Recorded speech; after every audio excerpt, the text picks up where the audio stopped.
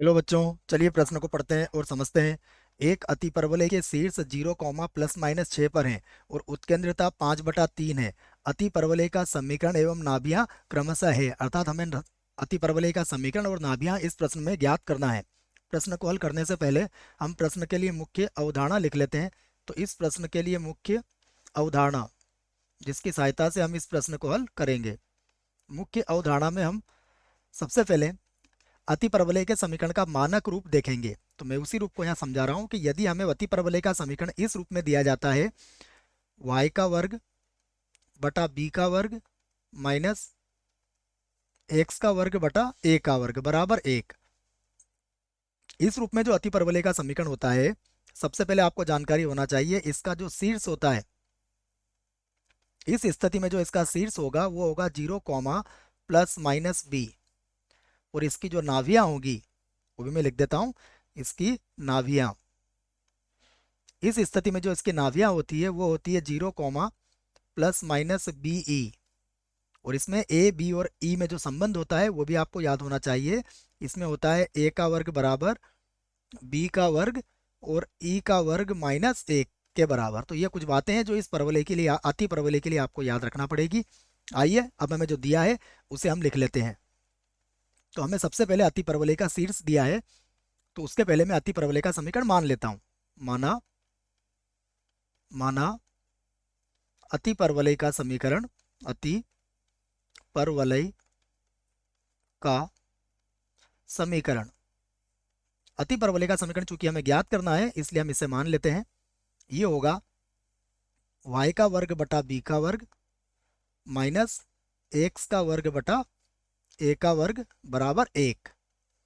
इसको हमने समीकरण 1 बना लिया।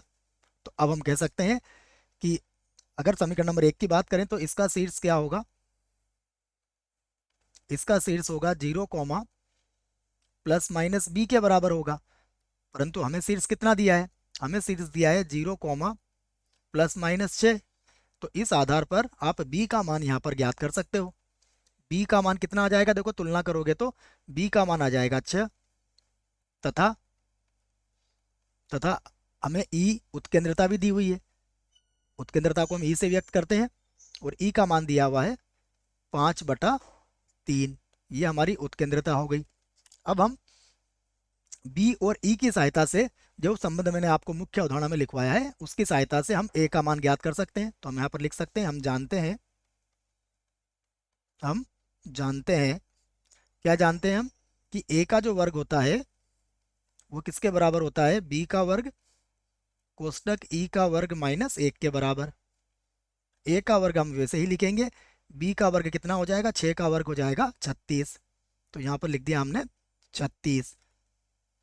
e का वर्ग हो जाएगा 25 और बटे में आ जाएगा 9 और माइनस 1 आ जाएगा। अब 36 को आप अंदर गुणा कर सकते हो तो a का वर्ग आपको निकल के आ जाएगा। a का वर्ग बराबर हो जाएगा, देखिए 36 गुणा 25 बटा कितना है 9 माइनस 36। तो 9 के पाड़े से आप ऐसे कितनी बार काट देंगे, 4 बार। और ये 100 हो जाएगा, 100 में से 36 घटा लीजिए आप, तो a का वर्ग हो जाएगा आपका 64। तो a का वर्ग आपने ज्ञात कर लिया है। इसकी सहायता से आप a का मान भी ज्ञात कर सकते हैं। a का मान कितना आ जाएगा आपका, प्लस माइनस 6 के बराबर आ जाएगा। अब हम, दो चीजें हमसे पूछी गई थी। सबसे पहले पूछा गया था अति परवलय का समीकरण। तो हम सबसे पहले अति परवलय का समीकरण लिखते हैं। तो अतः अतः अति परवलय का समीकरण, अति परवलय परवलय का समीकरण। तो पहले हम अति परवलय का समीकरण लिखेंगे, जो क्या बनेगा, देखिए समीकरण होगा जैसा आपको लिखवाया। सबसे पहले y का वर्ग, इसको इस प्रकार से लिखेंगे, ये होगा y का वर्ग और बटे में कितना आएगा, देखिए क्या माना है हमने, y का वर्ग बटा b का वर्ग। b कितना है हमारे पास 6, तो 6 का वर्ग हो जाएगा 36। उसके बाद माइनस x का वर्ग बटा a का वर्ग। a का वर्ग कितना आया हमारा बच्चों, ये 6 की जगह हमने गलती से 6 लिख दिया है इसको। इसका 64 का वर्गमूल कितना होता है, 64 का वर्गमूल 8 होता है बच्चों, तो यहाँ पर 8 लिखना है हमें। तो ये x का वर्ग कितना हो जाएगा, ये हो जाएगा 64 बराबर 1। तो ये हमारे प्रश्न का एक उत्तर आ चुका है। अब हमसे पूछा गया है अति परवलयी की नाभि, तो यहाँ पर लिख देते हैं हम अति परवलयी की नाभि, यहाँ से लिख देते हैं अति परवलयी, अति परवलयी की नाभि, या फिर नाभियां भी लिख सकते हो आप, नाभियां। अति परवलयी की नाभियां क्या होगी, 0, प्लस माइनस बी ई हो जाएगी यहाँ पर। तो ये होगा हमारे पास 0, बी का मान देखिएगा कितना है, बी का मान हमें दिया गया है 6, तो बी का मान तो हो गया 6 है ना, और प्लस माइनस और गुणा लगा देंगे हम यहाँ पर। तो ई का मान कितना है हमारे पास वो भी देख लेते हैं। ई का मान हमें दिया गया है 5/3, तो यहाँ पर लिख देंगे 5/3। एक बार और लिख लेते हैं इसको, वही हमारे प्रश्न का उत्तर होगा। तो या,